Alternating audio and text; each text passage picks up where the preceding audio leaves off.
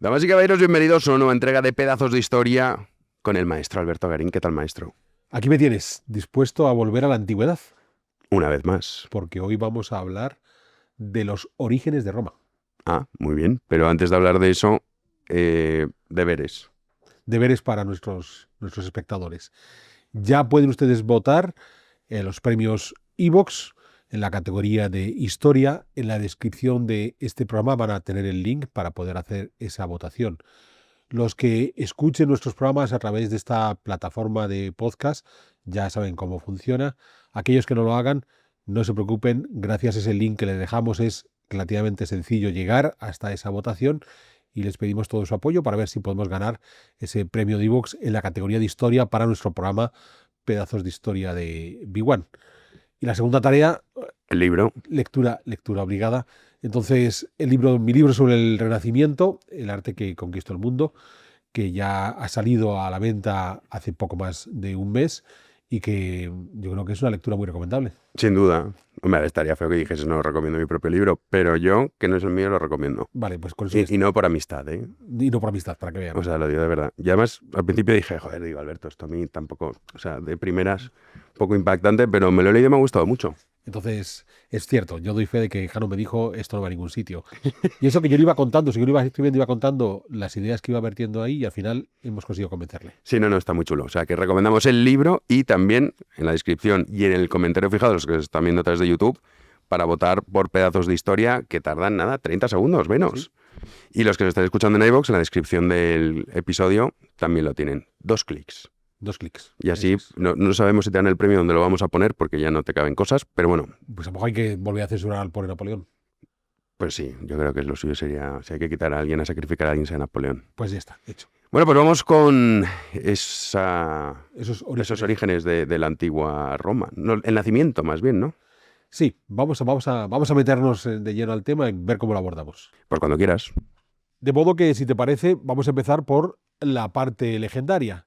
No por la parte de Rómulo y Remo, que es la que todos tenemos en la cabeza cuando hablamos del origen de Roma, sino ese añadido, esa especie de precuela que se inventaron los romanos a finales del primer milenio antes de Cristo, en los tiempos del comienzo del imperio con Virgilio y compañía, que es la historia de Eneas, el troyano. Recordemos la guerra de Troya, aquella guerra que se organiza porque París había secuestrado a Helena, la esposa de Agamenón. Estamos hablando de en torno al 1200 a.C. y los griegos, esencialmente micénicos. Haremos un pedazo de historia sobre los micénicos en algún momento. Se lanzan a la conquista y captura de la ciudad de Troya, donde hay una serie de caudillos militares que aguantaron el tirón hasta la famosa trampa que Ulises planteó con el caballo, con el que mete a los hombres, los soldados griegos dentro de la ciudad. Entonces se estalla la matanza de troyanos una vez que los griegos han logrado entrar dentro de Troya. Y hay uno de estos héroes troyanos que ya se mencionaba en el relato de la Ilíada, que es Eneas, como uno de los grandes caudillos de los troyanos, que no queda claro qué sucede con Eneas. Muere en la batalla, es tomado prisionero y enviado a algún lugar. Pero este héroe troyano fue aprovechado por Virgilio, el poeta latino, estamos hablando del siglo I a.C., para enlazar la vieja leyenda griega de la Ilíada y la Odisea con el origen de Roma. Porque lo que nos va a contar Virgilio es que Eneas logra huir de esa matanza provocada por los griegos, llevándose a su padre con él. Eneas es hijo de Anquises y de la mismísima diosa Venus, y tomando un barco con su padre y con el resto de su familia, incluida su primera esposa, Creusa, y tomando un barco parte Mediterráneo adelante, buscando un lugar al que los dioses le han pedido que vaya, el mismísimo dios Júpiter, para así poder recrear una ciudad con la magnificencia que tenía Troya. En el trayecto muere su primera esposa, Creusa. Muy interesante, porque Creusa será utilizada por la familia Julio Claudia, la familia de Julio César y de los primeros emperadores. Ya saben, Octavio, Tiberio, Nerón, Claudio, Calígula, para reclamar que los Julio Claudios son herederos directos de los hijos que Eneas tuvo con Creusa. La cosa es que Eneas, ya viudo, avanza Mediterráneo adelante y llega hasta la ciudad de Cartago, que había sido constituida poco antes por una mujer huida desde Fenicia, Dido, y que le recibe con los brazos abiertos a Eneas. Una recepción que es tal que se enamoran Eneas y Dido, convirtiéndose así en su segunda esposa, pero entonces Júpiter le recuerda a Eneas que tiene una misión. Le han encomendado que tome su barco y navegue Mediterráneo adelante buscando dónde crear esa nueva ciudad, y esa ciudad no es Cartago, por lo que Eneas tiene que abandonar a Dido y seguir su viaje. Dido, dolida hasta el punto de que se quitará la vida al saberse abandonada por Eneas, jurará eterna venganza a los romanos, lo cual le sirve a Virgilio para explicar por qué, siglos después, los cartagineses se liarán a palos con los romanos en las guerras púnicas, a las que también tendremos que dedicarle su pedazo de historia. La cosa es que por fin Eneas llegará a la desembocadura del Tíber, en la Italia central, remontará Tíber adelante y allí se encontrará con las gentes de Alba Longa y sobre todo con una bella mujer, Lavinia, con la que se va a casar, y en ese momento se asentará allí donde sus herederos habrán de fundar esa ciudad que el mismísimo Júpiter había reclamado. ¿Y quiénes son sus herederos? Ahora sí, Rómulo y Remo. De modo que tenemos a este héroe troyano que explica por qué los romanos tuvieron que atacar a los griegos, a la larga son los herederos de Eneas el troyano y tienen que vengarse de lo que los griegos habían hecho a los troyanos. Con eso justificamos todas esas larguísimas guerras que desde el siglo III a.C. hasta el siglo I a.C. enfrentaron a los romanos contra los griegos, y a su vez esa ruptura con los cartagineses cuando se rompe el amor entre Dido y Eneas, que también va a justificar las guerras entre Roma y Cartago. Pues bien, teniendo todo esto resuelto, llegamos a la historia de Rómulo y Remo, que, como digo, son descendientes del mismísimo Eneas. ¿Quién es el descendiente primero? Un rey de esta ciudad que he mencionado antes, Alba Longa. Volveremos a Alba Longa cuando hagamos el retrato arqueológico de estos territorios donde se fundó Roma. El rey de Alba Longa se llama Númitor, y Númitor tiene una hija llamada Rea Silvia. Númitor fue depuesto por su hermano, que logró de esa manera alcanzar el poder de una forma inadecuada. Y para estar seguro, el hermano de Númitor, que no tenía herederos por parte de este otro, prohibió a Rea Silvia que tuviera hijos, y para ello la hizo una sacerdota vestal, una sacerdotisa vestal. De esa manera evitaba, las vestales no pueden tener relaciones sexuales, evitaba que Rea Silvia pudiera tener esos hijos. Pero Rea Silvia fue del gusto del mismísimo dios Marte, con quien concibió a los dos niños, a Rómulo y Remo. Cuando estos niños nacen, su tío, el rey, ese rey usurpador, la obliga a abandonar a los niños. La famosa historia de ese pastor, Faustulo, que tomando a los niños los abandona en el río Tíber, descienden Tíber abajo hasta que topan con un árbol donde son detenidos de la corriente, y es entonces cuando la loba los encuentra, los saca de la cesta, los lleva a una cueva y los amamanta para que los niños puedan sobrevivir. Después no queda claro si el mismo pastor que les había abandonado, o a lo mejor el pastor no existía y aparece ahora, los encuentra, los lleva a su casa y los cría hasta que se hacen mayores y pueden tomar venganza y reponer en el trono a su abuelo Númitor y rendirle homenaje a su madre Rea Silvia. A partir de ahí, Rómulo y Remo, que ya digo, en principio eran originarios de Alba Longa, se lanzan a la fundación de su propia ciudad. Y lo van a hacer allí donde esa barca improvisada había topado y donde la loba Lupercal los había encontrado. En ese sector del río Tíber, donde se encajona entre una serie de colinas. ¿Quién es el que va a fundar? Pues aquel al que los augurios digan que está llamado a hacer esa fundación.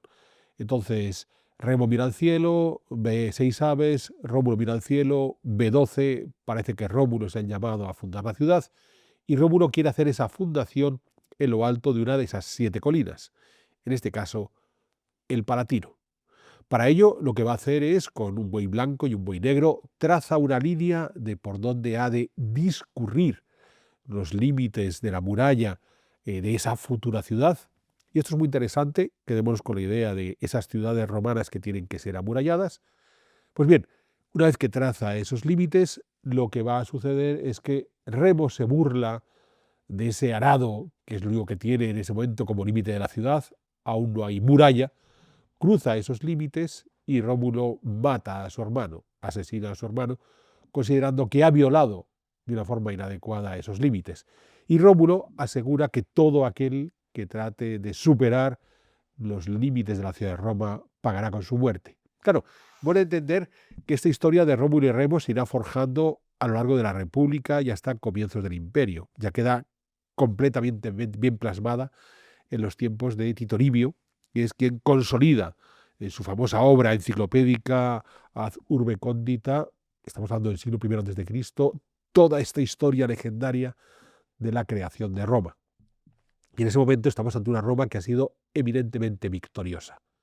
Tras los problemas que habían sufrido con los galos a mediados del siglo IV antes de Cristo, y aquí les invito a que vean el pedazo de historias que hicimos con Gonzalo Rodríguez sobre los celtas, los galos son celtas, bien, a pesar de esa derrota, a partir de esa derrota, Roma ya no había vuelto a ser derrotada, sus murallas no habían vuelto a ser superadas por ningún enemigo. Entonces, después de más de 300 años de continuas victorias, Tito Livio se podía permitir el lujo de poner en boca de Rómulo esa idea de que cualquiera que superara las murallas de la ciudad sería aniquilado. También es cierto que esa promesa se mantuvo al menos durante los 400 años siguientes, hasta que los visigodos de Alarico ya tomarían la ciudad, pero estamos hablando del 410, nos estamos alejando mucho de la historia de Rómulo. Bien, Rómulo ha matado a su hermano y en aquel año 753 ha establecido esa ciudad. Claro, tiene un inconveniente, ha fundado la ciudad, pero necesita ciudadanos. Y lo que va a hacer es eh, albergar a todos aquellos que estén siendo perseguidos, de modo que si se acogen a la ciudad de Roma, podrán estar libres de esa persecución, o al menos entre ellos se podrán apoyar para combatir a los que les persigan.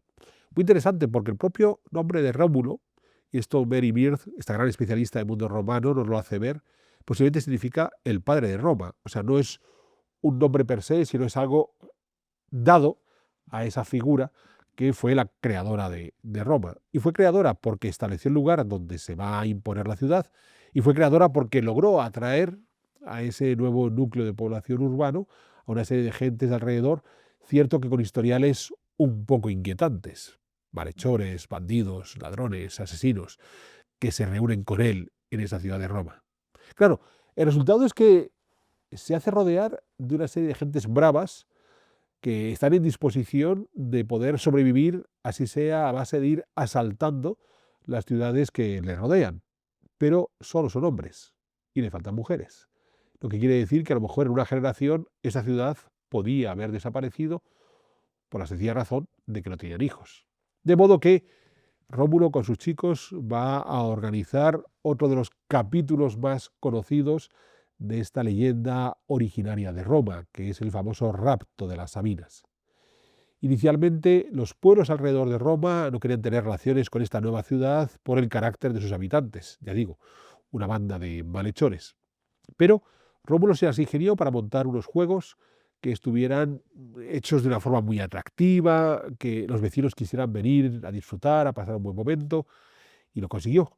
Hizo una buena labor de marketing y la publicidad que hizo logró que muchos de los pueblos de alrededor acudieran los hombres acompañados por sus familias, por sus hermanas, por sus hijas, y cuando ya estaban todos dentro de la ciudad, Rómulo dio la orden, atacaron a los visitantes. No queda muy elegante esto de que tú invites a alguien a una celebración, invitar a la celebración de ataques, pero atacaron a los visitantes y se dispuso a secuestrar a todas aquellas mujeres solteras que anduvieran por ahí sueltas, hermanas o hijas de los hombres que habían acudido a esos singulares juegos. Los hombres huyeron desfavoridos ante el inesperado ataque y las mujeres tuvieron que quedarse dentro de la ciudad de Roma y convertirse en la esposa de estos primeros romanos.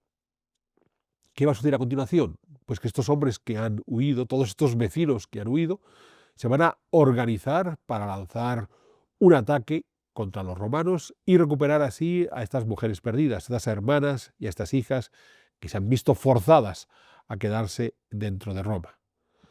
El final de la historia es bien conocida. Los sabinos van a lanzar ese ataque, un ataque que estuvo a punto de llegar a ser victorioso, de no ser porque Rómulo invocó a los dioses, comenzando por Júpiter, para que le echara una mano y lograra frenar la embestida violenta de los sabinos. De modo que cuando las cosas estaban en tablas, no quedaba muy claro quién iba a ser derrotado, si los romanos o los sabinos. Las mujeres sabinas se interpusieron entre los guerreros. Y aquí hay un cuadro famosísimo del pintor francés de finales del 18, principios del 19, David, del rapto de las Sabinas, donde estas mujeres se meten entre los grupos de combatientes, en muchos casos mostrando los bebés que ya han nacido, lo que demuestra que estos sabinos se tomaron su tiempo para volver a rescatar a sus mujeres. Si había bebés, y habían pasado cuando menos 9 meses, si no, alguno más. Porque al final las sabinas dijeron en esta batalla: o perdemos a nuestros padres o perdemos a nuestros maridos. Así que mejor que llegue un acuerdo entre ellos y así evitamos males mayores. Bien, se logró ese acuerdo hasta el punto de que, según la leyenda, ahí se va a establecer una paz perpetua entre romanos y sabinos, y que incluso el siguiente rey, cuando ya Rómulo haya muerto, volveremos en un momento a la muerte de Rómulo, va a ser de origen sabino, Numa Pompilio.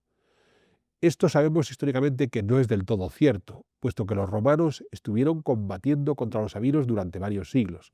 Así que aquí pudieron firmar la paz con algunos de ellos, pero no con todos. Bien, una vez que ya se ha logrado esa paz, las sabinas forman parte de ese mundo romano. En ese momento ya está garantizada la supervivencia de la ciudad, sencillamente porque va a haber herederos de la unión de esos romanos con esas sabinas.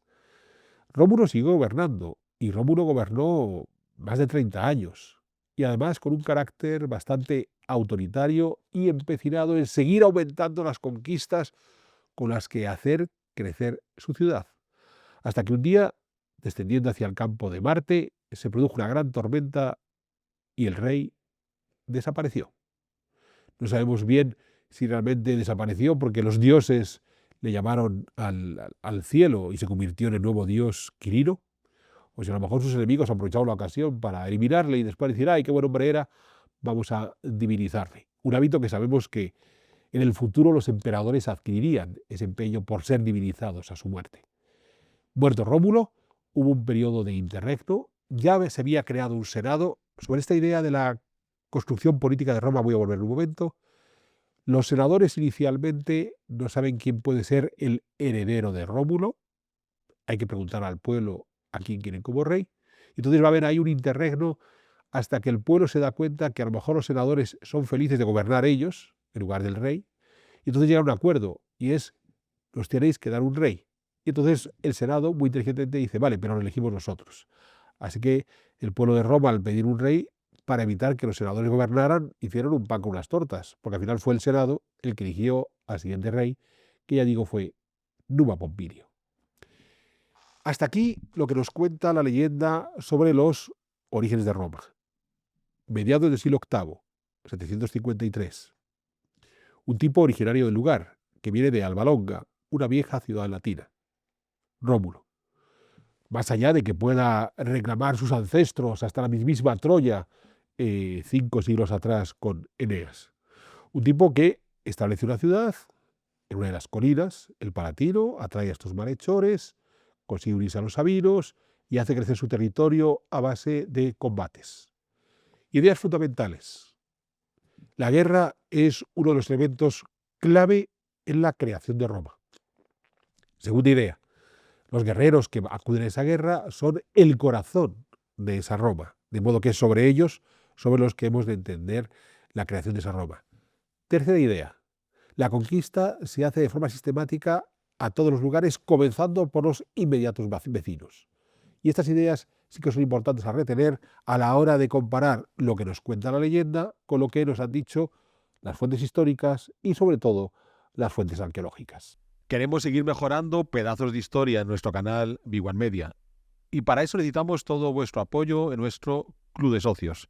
De modo que únete a nosotros y así estamos seguros de poder seguir ofreciéndote programas de calidad y además, en algunas de nuestras categorías de socios, nos puedes compartir tus inquietudes en historia y si somos capaces, trataremos de resolvértela.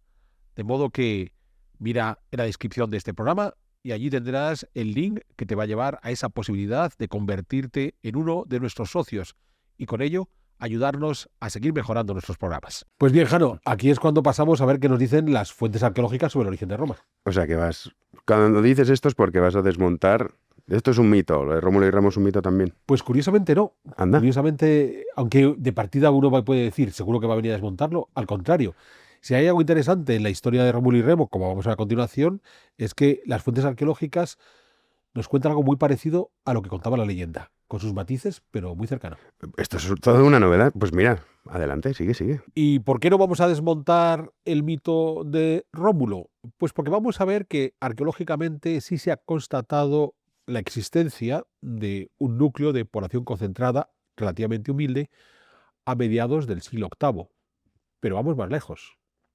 Se ha logrado verificar la existencia de ocupación en este área de las Siete Colinas ya desde el siglo X a.C., antes incluso de la propia leyenda de Rómulo. Lo que nos quiere decir que el lugar de las Siete Colinas era atractivo para los habitantes del territorio, más allá de que su consolidación definitiva como germen de una ciudad sea en efecto de mediados del siglo VIII. Aquí hemos de hacer un paso atrás y hemos de recordar quiénes son las gentes que estaban viviendo en este territorio donde Rómulo va a asentar su nueva ciudad. Y las gentes que tenemos aquí son los latinos. ¿Quiénes son estos latinos? Pues aquí tengo que invitarles a nuestros espectadores a que echen un vistazo a aquel programa de pedazos de historia que hice sobre los indoeuropeos. Porque los latinos se consideran uno de estos grupos indoeuropeos.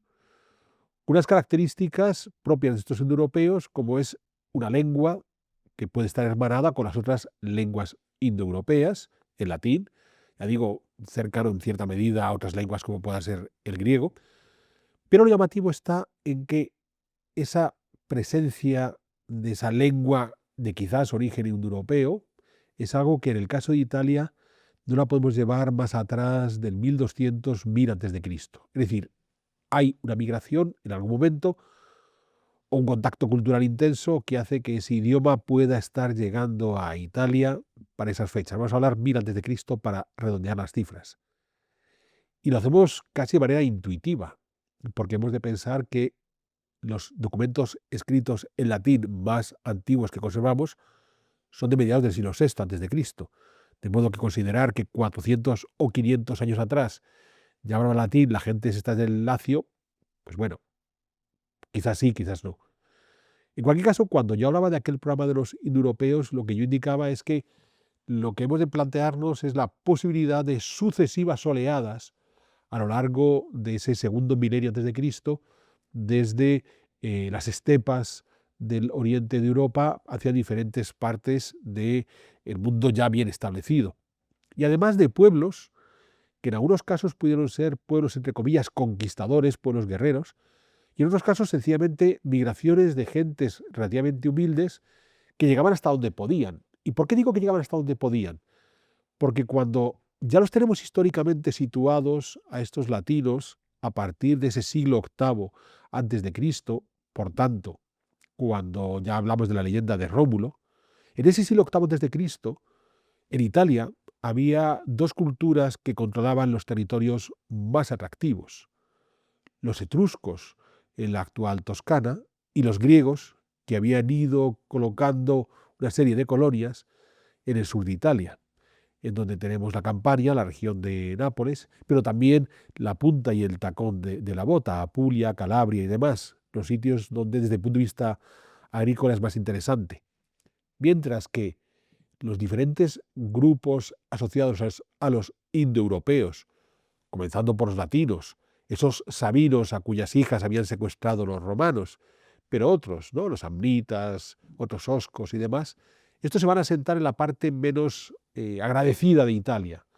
Van a estar ubicados en los propios Apeninos, en esa estrecha franja costera que de los Apeninos mira hacia el Adriático, o en ese sector relativamente marginal que es el Lacio, comparado con la Toscana y sobre todo con la Campania, ese sitio menos atractivo para tener estos grupos. Vendría a ser un poco lo mismo que vimos cuando hablamos de los celtíberos en el caso de la península ibérica, la llegada a ese mundo europeo, quizás también en torno a este 1000 a.C.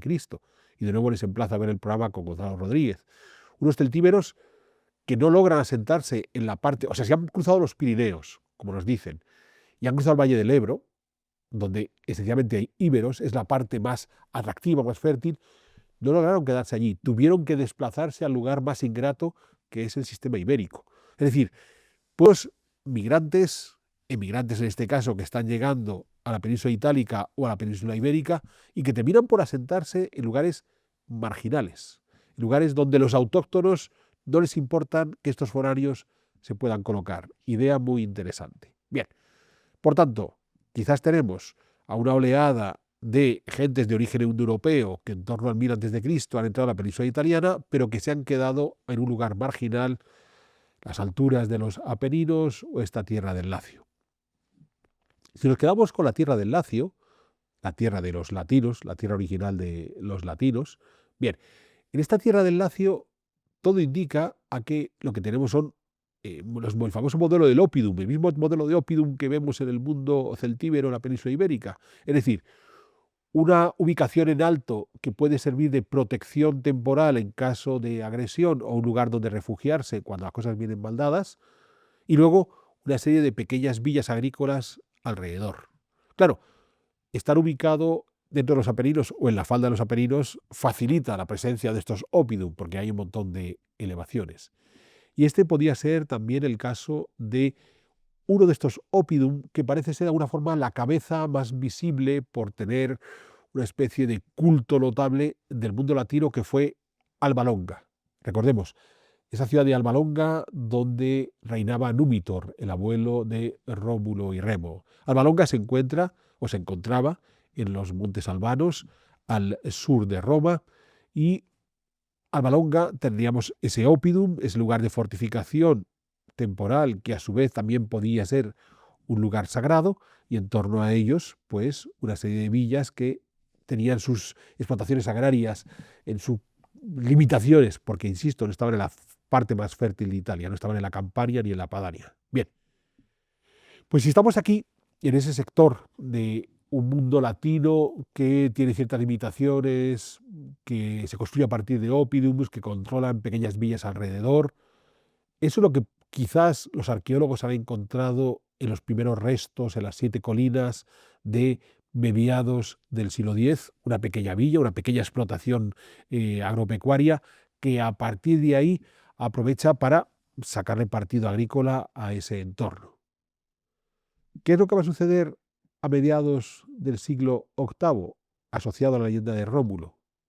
Que hay un grupo de estos latinos que deciden establecer un nuevo oppidum, deciden establecer una nueva ciudad fortificada en un punto determinado, en este caso en lo alto de la colina del Palatino, para poder controlar los territorios en torno.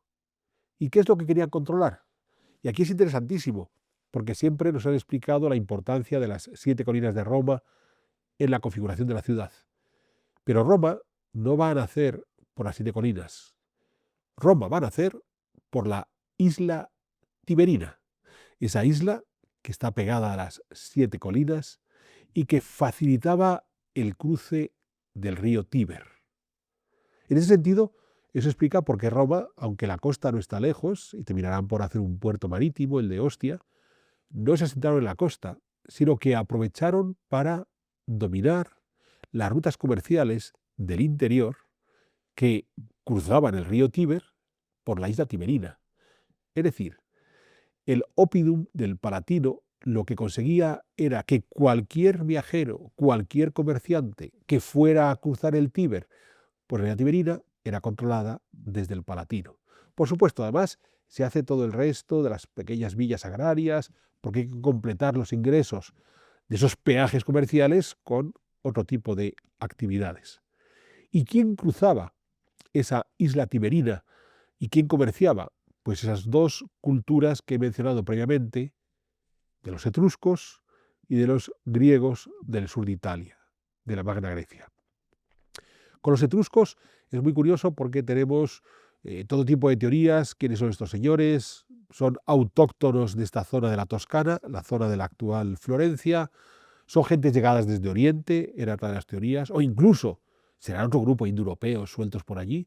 Parece que no, parece que lo de los indoeuropeos es algo a descartar, y la llegada desde Oriente también es algo a descartar. Posiblemente sí son autóctonos de ese territorio, que en cualquier caso sí están comerciando con el Mediterráneo oriental, y eso explicaría esa influencia del Mediterráneo oriental en la cultura etrusca, pero son gentes que tienen dos características importantes.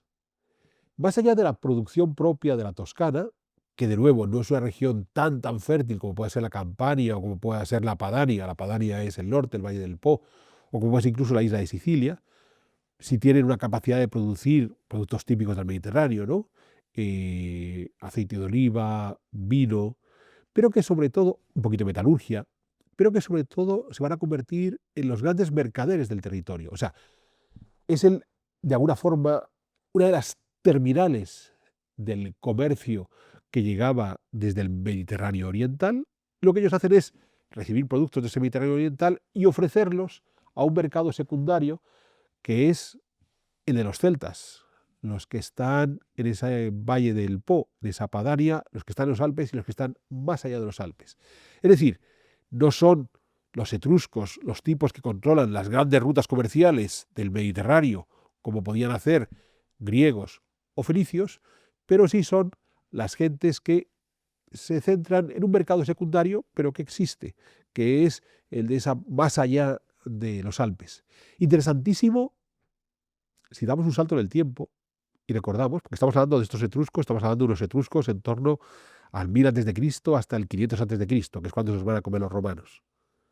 Claro, si damos un salto de 2000 años y nos presentamos en el 1500, 1400, 1500, nos damos cuenta que las gentes que vivieron en esa región, en esa antigua Etruria, ya convertida en Toscana, los florentinos, volvieron a hacer el mismo ejercicio. De eso hablo en mi libro del Renacimiento que he mencionado al principio. Estos florentinos se convirtieron en aquellos comerciantes que articularon el intercambio de mercancías entre el Mediterráneo oriental y más allá, lo que llegaba desde China y el norte de Europa.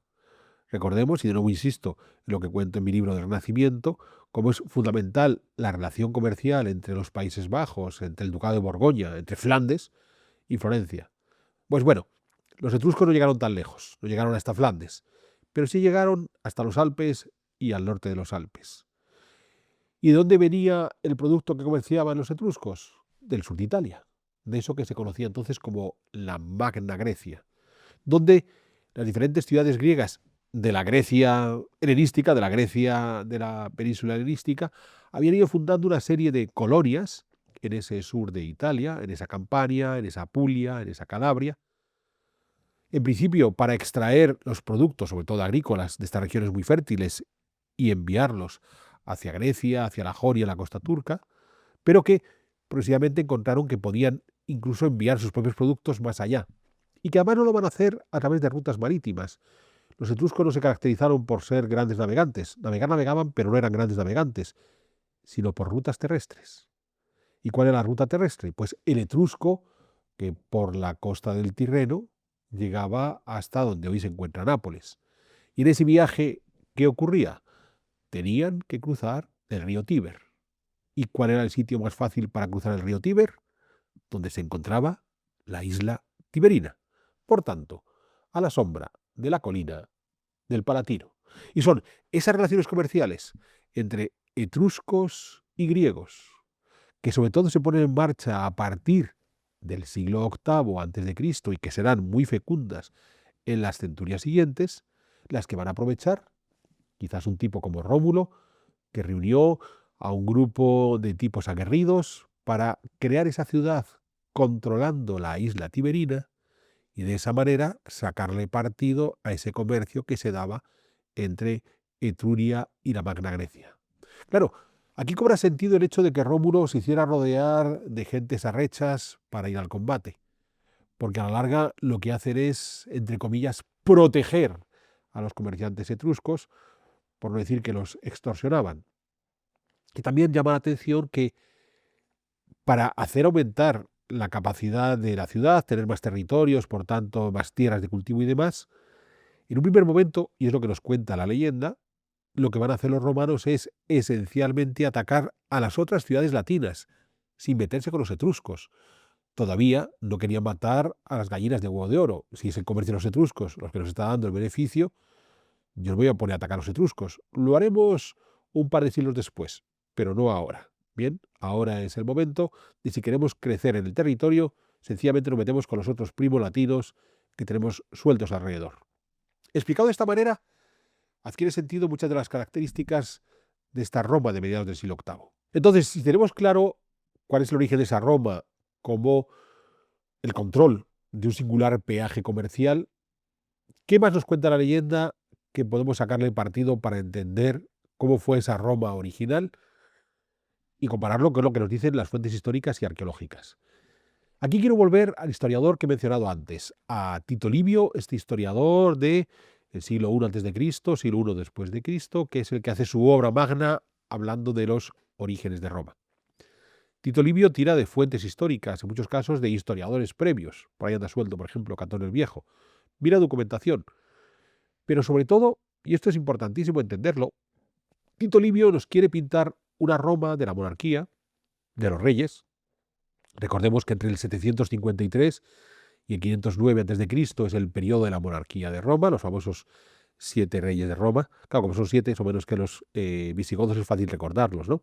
El propio Rómulo es el número 1, Numa Pompilio, Tulio Hostilio, Arcomancio, Tarquinio el Viejo, Servio Tulio y Tarquinio el Soberbio, que es el que violenta a la dama romana Lucrecia, lo que provoca la sublevación de los romanos contra Tarquinio y el fin de la monarquía.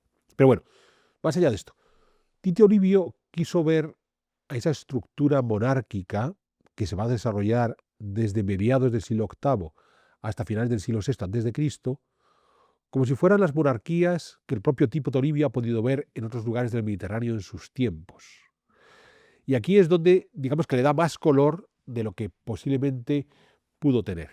Primero, porque acabo de recitar de memoria los 7 reyes de Roma en un periodo de tiempo bastante largo, son 250 años, un poquito menos. Y claro, 7 reyes de Roma a 250 años es que cada uno estaba gobernando unos 30 años, una regularidad pasmosa y un tanto sorprendente. De modo que a lo mejor no hubo 7, hubo más. Ya para empezar. Bien, o sea que ahí los reyes canónicos que nos dice Tito Livio hay que mirarlos con prudencia. A la larga, lo que Tito Livio hace es recoger tradiciones elaboradas durante la República, desde finales del siglo VI en adelante, y probablemente de manera tardía, no en el 509, ni en el 409, a lo mejor en el 300 o en el 200, donde se van atribuyendo ciertas estructuras sociopolíticas romanas a los reyes. Es decir, con objeto de garantizar la aceptación por parte de Roma de soluciones políticas genéricas de todo ese mundo romano, lo mejor es hacerles remontar a un pasado lejano, a esos tiempos de los reyes, que más allá de que los romanos, y más en los tiempos de Tito Livio, estuvieran en contra de la monarquía, el hecho de que toda la autoridad estuviera en manos de una sola persona, y ojo, que Tito Livio es el hombre que va a ver cómo Octavio Augusto se convierte en emperador y tiene más poder que los mismos reyes. Vale, pero como no tenía el nombre de rey, con eso se quedaba tan a gusto. Entonces, más allá de ese rechazo a la monarquía, el hecho de que muchas de las tradiciones romanas remonten a esos remotísimos orígenes es la mejor garantía para que la sociedad lo acepte, que es algo que nos sigue ocurriendo hoy. O sea, cuando queremos aceptar algo, bueno, si es algo que ya llevamos haciendo desde hace un montón de tiempo, pues seguro que está bien hecho. ¿A qué me refiero? Primera idea, cuando Rómulo establece su ciudad, lo que establece esa leyenda contra Remo es un pequeño oppidum, un pequeño espacio fortificado donde estará el último refugio militar frente a una agresión externa y el espacio más sagrado, porque de esa manera los dioses también quedan protegidos. Al pie de ese palatino, en la zona donde nos encontraríamos el foro y demás, lo que tenemos son esas pequeñas villas agrarias puestas en explotación, pero con soluciones muy humildes. No estamos ante la Roma de mármol, de piedra y mármol, aparentemente exitosa del siglo I después de Cristo. Estaríamos ante cabañas de adobe, cabañas con cubiertas vegetales, a lo mejor con una pequeña zócalo de piedra y poco más.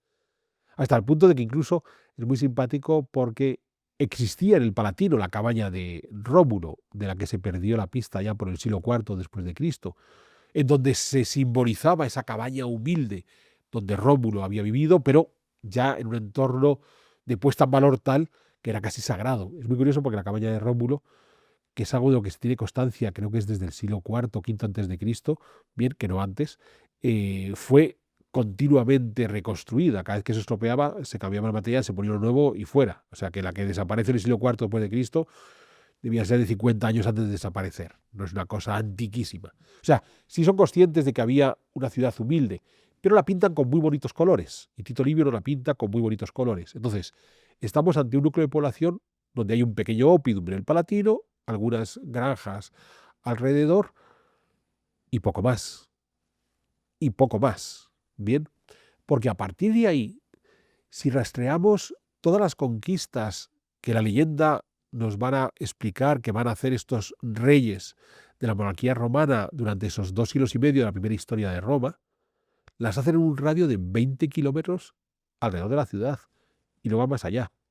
O sea que son pequeñas escaramuzas de un grupo de malhechores rurales que se enfrentan a otros pequeños pueblos alrededor, en muchos casos para saquearles lo que tengan y en algún momento conquistar directamente todo el pueblo y el territorio, subyugarles bajo el dominio de Roma, pero a un nivel realmente muy, muy pequeño. No sé cuántos de los espectadores tendrán ese pueblo que casi todos los españoles tenemos, empiezan a pensar cuál es su pueblo al que van a celebrar las fiestas en verano y a 20 kilómetros hasta donde llegan, para ser conscientes de que la cantidad de territorio que los romanos van a adquirir durante los primeros 2 siglos y medio es muy, muy, muy limitado. Prácticamente sin salir del Lacio y hasta los pies de los Apeninos. ¿De acuerdo? Bien. Y sin embargo, insisto, Tito Livio aprovecha ese contexto para ir explicando el origen de muchas instituciones. La primera, cuando Rómulo hace llegar a todos aquellos bandidos que son la base de Roma, a estos hombres arrechos, los convierte en los padres de la patria. Son los patricios. Y son los que tienen la mayor parte de los privilegios y los derechos en la ciudad, porque son los primeros que acudieron con Rómulo. Entonces, a partir de ahí ya puedo justificar el origen de las diferentes grandes gens, de las grandes familias romanas, por aquellos primeros padres que se unieron a Rómulo. Porque ellos sí fueron capaces de entender que Rómulo estaba haciendo una gran obra, lo siguieron. Claro, ustedes podrán decir, ostras, qué fuerte. O sea, que todas estas grandes familias que vamos a conocer con el paso del tiempo, bien, los Claudio y los Julios, pero también los Marcelo, los Escipiones, ¿son descendientes de un grupo de malhechores? Sí, y es muy interesante, porque no renegaban de sus antepasados. Fueron descendientes de un grupo de tipos valerosos capaces de hacer todo tipo de cosas para alcanzar sus fines, incluso cosas no moralmente muy bien vistas. Vale, ya tenemos a ese grupo de patricios. Un grupo de patricios que se reunían con su rey, con su señor, en una asamblea, que es el Senado. Claro, de partida es muy interesante, porque en realidad, cuando Rómulo ha formado la ciudad, todos los que están con él son los patricios. Toda esa gente que acude y que van a raptar a las Sabinas son los patricios, y todos ellos se sientan en el Senado. Y no ha de sorprendernos, porque estaríamos ante una localidad con unos pocos cientos de habitantes, o a lo mejor unas docenas de habitantes, donde es muy fácil que toda la comunidad se pueda sentar. Son muy pocos. Claro, a medida que esa población va creciendo, van atrayendo habitantes que se asientan en torno a las 7 colinas o directamente conquistan los pueblos de la vecindad y los subyugan. Estas nuevas incorporaciones ya no son los patricios, estos ya son la plebe, estos ya son los plebeyos que van a constituir la mayor parte de la población de Roma. Pero ya tenemos la estructura de los patricios, el Senado como reunión de estos patricios y el surgimiento de los plebeyos que se van incorporando. Solo que esto, que digamos es una dinámica, entre comillas, casi obvia y evidente de la evolución de la ciudad, pequeño pueblo, controla los pasos comerciales, tienen unos beneficios económicos que les permite armarse mejor, por tanto, cuando van a la guerra, que además es una actividad que les gusta especialmente, conquistan a otros, al final los primeros son los patricios, los conquistados son los plebeyos, ya está. Tito Livio lo vestía de una forma más colorista y lo ponía como decisiones de los reyes, organizando a su pueblo, vosotros patricios, os vamos a dividir en una serie de grupos para de esta manera articular todo el territorio. Sí, sí, todo eso se va a hacer, pero no de una forma tan estatista, no es que haya un rey que vaya haciendo, sino es una evolución, entre comillas, natural, y después eso tiene que ir consolidando. Y es posible que buena parte de esa consolidación ni siquiera sea de los tiempos de la monarquía, sino a posteriori, cuando ya vayamos avanzando durante la República y se vayan estableciendo ya, se vaya asumiendo la tradición y esa tradición quede fijada en el derecho. Es muy interesante porque en la actualidad tenemos en nuestro mundo occidental dos grandes líneas de derecho, el derecho romano y el derecho consuetudinario. El derecho consuetudinario asociado sobre todo a la cultura anglosajona. ¿Qué se suele decir? Pues que a veces hay ventajas en el derecho consuetudinario porque en vez de ser como el derecho romano que está prefijado, o sea, yo establezco una ley pensando lo que va a ocurrir a futuro y a partir de ahí voy juzgando, esto hace que se encorsete mucho la actividad humana, el derecho consuetudinario es al contrario. Hacemos cosas y a partir de las cosas que hacemos establecemos si es válido o no es válido para el mundo legal, de modo que hay que tirar todo el tiempo de jurisprudencia para saber si alguien había hablado ya de un asunto o es nuevo y se establece la ley nueva ahora. Mientras que en el derecho romano, digamos que todo está previsto de partida y después la gente actúa. No es cierto. El derecho romano es un derecho consuetudinario claramente fijado. ¿Por qué? Porque existían unos hábitos en ese mundo romano, quizás desde los primeros asentamientos del siglo X a.C., pero del siglo VIII, VII, VI, V, y entonces se hace la ley de las 12 tablas. Es decir, cuando se crea el derecho romano, es la consolidación de un derecho consuetudinario de larga trayectoria. Solo que ya habían entendido las posibilidades de ese derecho consuetudinario y consideraron que era el momento de fijarlo. Con lo cual, el derecho consuetudinario anglosajón no es, entre comillas, un mejor derecho. Es un derecho a que le falta todavía un poquito de historia para terminar por ser fijado, que todo llegará. Bien, dejando claro, por tanto, cómo funciona esta construcción política que Tito Livio explica de una forma muy fina, pero que en realidad es una evolución más propia de ese mundo romano, es una característica que he mencionado varias veces, va a ser fundamental para la historia de Roma, que es la guerra. Los romanos no se van a convertir en una cultura de comerciantes. Los romanos van a aprovecharse de las culturas comerciantes que les rodean.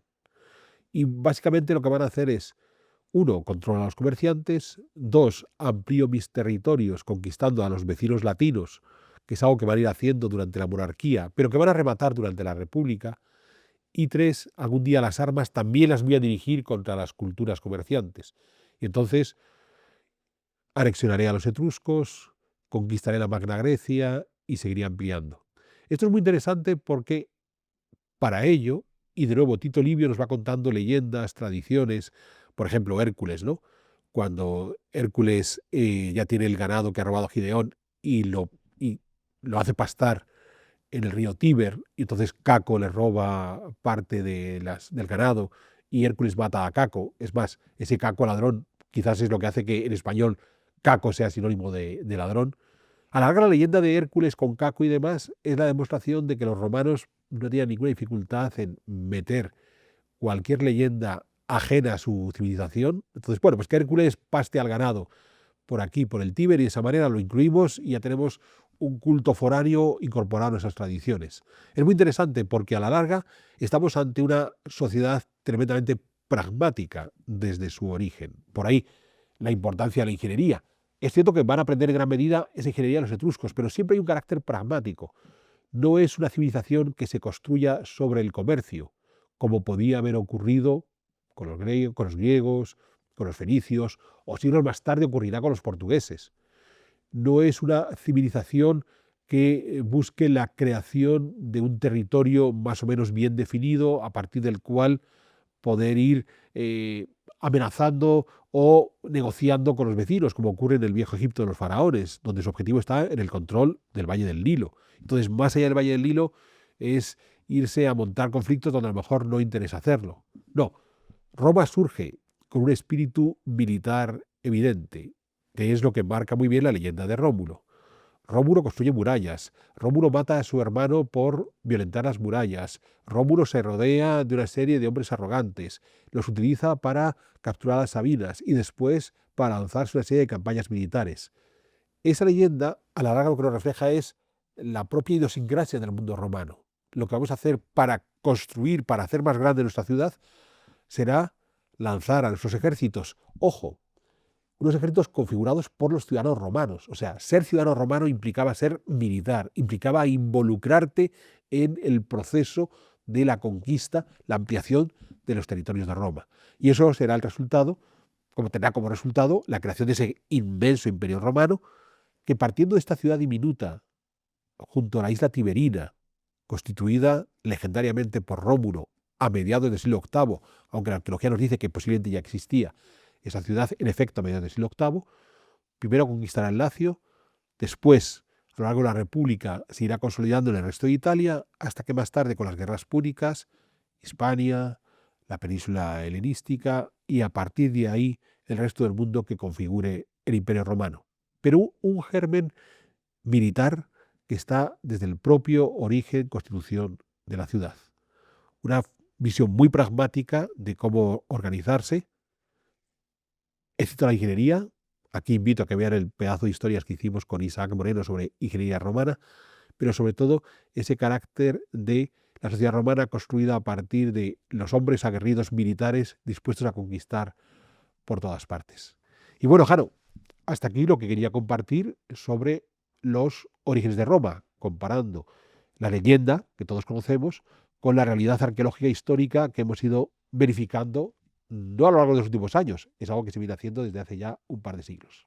Pues nada, Alberto, muy interesante. En esta ocasión, la leyenda, por lo que has contado, tiene mucho que ver con la realidad. Pues esto es algo que siempre nos recuerda a Gonzalo Rodríguez, ¿te acuerdas? Que Sí. es un gran apasionado de los mitos y siempre dice, hay que saber desentrañar dentro del mito cuál es el punto real en el que se construye ese mito. Y como ves en el caso de Roma, hay mucho en el mito que nos habla de la realidad histórica. Oye, pues estupendo. Pues nada, yo ya me despido de esta nueva entrega y el recordatorio de tu libro y la votación. Eso es. Importante la votación. Invitarles siempre a que echen un vistazo a mi nuevo libro del Renacimiento y muy importante, desde ya pueden votarnos para los premios iVoox, para lo que hemos dejado el enlace en la descripción del programa, al mejor podcast de historia, en este caso para Pedazos de Historia. Así que espero que nos apoyen con estos premios. Y solamente me queda, como siempre, recordarles que la mejor forma de que podamos seguir produciendo en Big One es gracias a los socios de nuestro club, de modo que aquellos que todavía no sean miembros están cordialmente invitados a unirse a nuestro club de socios y solamente me queda emplazarles a una nueva edición de Pedazos de Historia.